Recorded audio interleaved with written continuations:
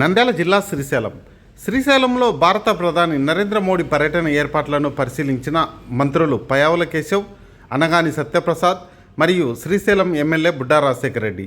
వివరాలకు వెళ్తే శ్రీశైలంలో ప్రధాని నరేంద్ర మోడీ పర్యటన ఏర్పాట్లను మంత్రులు పయ్యావుల కేశవ్, అనగాని సత్యప్రసాద్ మరియు ఎమ్మెల్యే బుడ్డా రాజశేఖర రెడ్డి కలిసి పరిశీలించారు. ముందుగా శ్రీశైలం చేరుకున్న వీరు శ్రీశైల బ్రహ్మరాంబ మల్లికార్జున స్వామి అమ్మవార్లను దర్శించుకున్నారు. అనంతరం ప్రధాని పర్యటన ఏర్పాట్లను పరిశీలించారు. బ్రహ్మరాంబ అతిథి గృహం చేరుకొని అందులో కల్పిస్తున్న వసతి సౌకర్యాలను మంత్రులు స్వయంగా అడిగి తెలుసుకున్నారు. ప్రధాని పర్యటనకు చేపడుతున్న ఏర్పాట్లను జిల్లా కలెక్టర్ రాజకుమారి గనియ, ఎమ్మెల్యే బుడ్డా రాజశేఖర రెడ్డి మంత్రులకు వివరించారు. శ్రీశైలంలో ప్రధానమంత్రి పర్యటనకు సంబంధించిన ఏర్పాట్లను అధికార యంత్రాంగం విస్తృతంగా చేపడుతున్నట్లు మంత్రులకు తెలియజేశారు. ఎటువంటి లోటుపాట్లు లేకుండా ప్రధానమంత్రి పర్యటనకు సౌకర్యాలు కల్పిస్తున్నట్లు వారు తెలియజేశారు. శ్రీశైల పుణ్యక్షేత్రం ప్రధాని పర్యటనతో మరింత ప్రాచుర్యం పొందనున్నట్లు మంత్రులు పయ్యావుల కేశవ్ అభిప్రాయపడ్డారు. శ్రీశైలంలో భూమి సమస్యకు పరిష్కరించి మరింత విస్తృతం చేయడానికి సీఎం చంద్రబాబు నాయుడు ఇప్పటికే కేంద్ర ప్రభుత్వంతో చర్చించారన్నారు. కూటమి ప్రభుత్వం అధికారంలోకి వచ్చిన రోజు నుంచి నిరంతరం కేంద్ర ప్రభుత్వ సహకారంతో అభివృద్ధి కార్యక్రమాలు శ్రీకారం చుడుతున్నట్లు వారు తెలియజేశారు.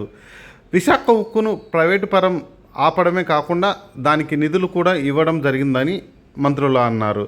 రాయలసీమకు ప్రత్యక్షంగా పరోక్షంగా ప్రయోజనం కలిగించే పోలవరం బాణచర్ల ప్రాజెక్టుకు కేంద్ర ప్రభుత్వం మద్దతు ఉంటుందని అభిప్రాయపడ్డారు. మంత్రి అనగాని సత్యప్రసాద్ మాట్లాడుతూ కూటమి ప్రభుత్వం అధికారంలోకి వచ్చిన తర్వాత 16 నెలల్లో సుమారు 11 లక్షల కోట్లు పెట్టుబడులు సాధించినట్లు ఆయన తెలియజేశారు. ప్రధానమంత్రి రాష్ట్రంలో పర్యటించే ముందుగానే గూగుల్ వంటి సంస్థతో భారీ పెట్టుబడుల ఒప్పందం చేసుకోవడం హర్షించదగ్గ విషయమని ఆయన అన్నారు.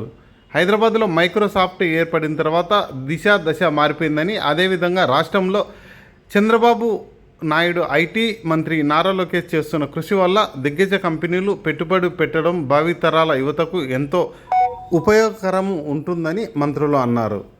ఈ కార్యక్రమంలో మంత్రులతో పాటు శ్రీశైలం ఎమ్మెల్యే బుడ్డా రాజశేఖర రెడ్డి మరియు కలెక్టర్ రాజకుమారి గనియ, జిల్లా అధికారులు పాల్గొన్నారు.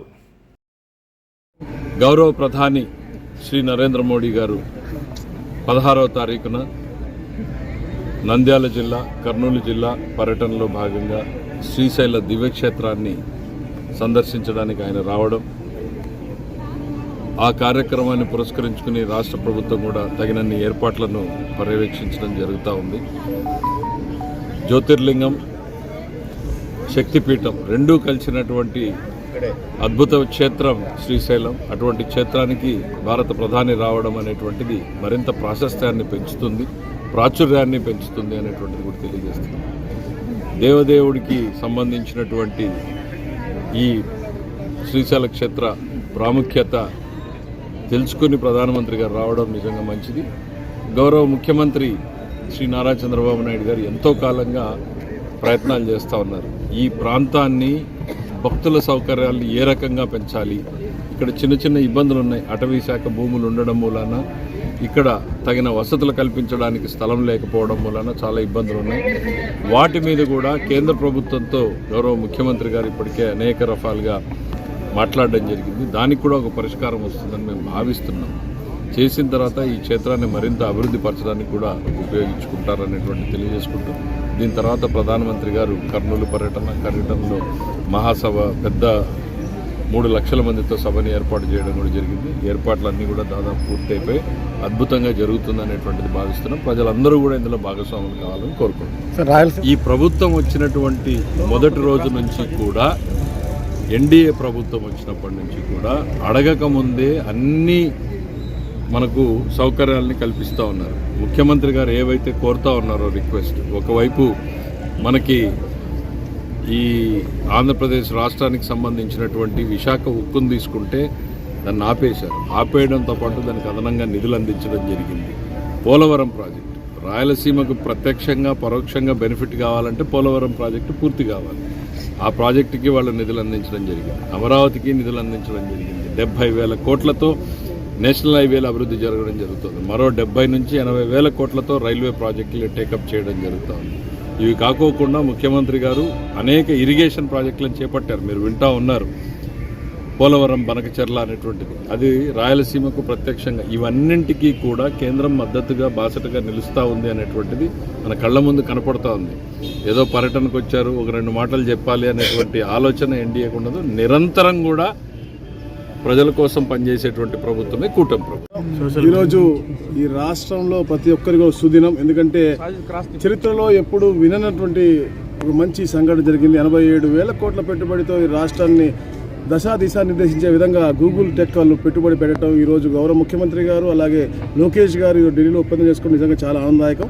గౌరవ ప్రధానమంత్రి గారు ఏదో కూటమిలో ముఖ్యంగా మన అందరం కూడా ఆశీర్వదిస్తున్నటువంటి గౌరవ ప్రధానమంత్రి గారు టూర్ ముందు ఈ యొక్క ఒప్పందం జరగడం నిజంగా చాలా ఆనందదాయకం. ఎందుకంటే వచ్చిన 16 నెలల్లో ఈ కూటమి ప్రభుత్వం దాదాపుగా 11 లక్షల కోట్ల పెట్టుబడి తీసుకురావడం, ఇలాంటివన్నీ కూడా అంటే ఇప్పుడు టీసీఎస్ అవ్వచ్చు, గూగుల్ అవ్వచ్చు, మీ ఇతర సిఫీ డేటా సెంటర్ అవ్వచ్చు, ఇవన్నీ కూడా రాబోయే తరాలకి మంచి చేసే విధంగా భవిష్యత్తు యువతకి. ఎందుకంటే మైక్రోసాఫ్ట్ ఎలాగైతే హైదరాబాద్ వచ్చిన తర్వాత అని ఒక దశ మార్చిందో, ఈ రోజు కూడా యువతకు కూడా భవిష్యత్తు గోల్ అనేది కొట్టే విధంగా ఈ యొక్క గూగుల్ కానీ, ఈ టీసీఎస్ కానీ, ఈ యొక్క సిఫీ కానీ, ఎందుకంటే ఎంతో కష్టపడి మన యువ నాయకులు లోకేష్ గారు వాళ్ళ గంటల తరబడి మీటింగులు పెట్టి వాళ్ళు ఒప్పించి భూములన్నీ కూడా వాళ్ళకి అనుకూలంగా ఉండే విధంగా వారికి శాంక్షన్ చేయించడం, ఇవన్నీ కూడా ఒక మంచి ఇదిగా పడుతుంది. ఆ ఈశ్వరుని యొక్క దయ ఈ రాష్ట్రం మీద ఉండాలి, ఎప్పుడు కూడా సుభిక్షంగా ఉండాలని చెప్పేసి మనసుగా ఏదైతే యంత్రాంగం ఉంది, ఇక్కడ కలెక్టర్ గారు అవ్వచ్చు, ఇక్కడ ఇన్ఛార్జ్ మంత్రి గారు అవ్వచ్చు, అలాగే ఇప్పుడు అన్న అధికారులందరూ రాష్ట్రం నుంచి కూడా పర్యవేక్షణ, ఎందుకంటే స్పెషల్ ఆఫీసర్లు వేశారు, మంత్రులు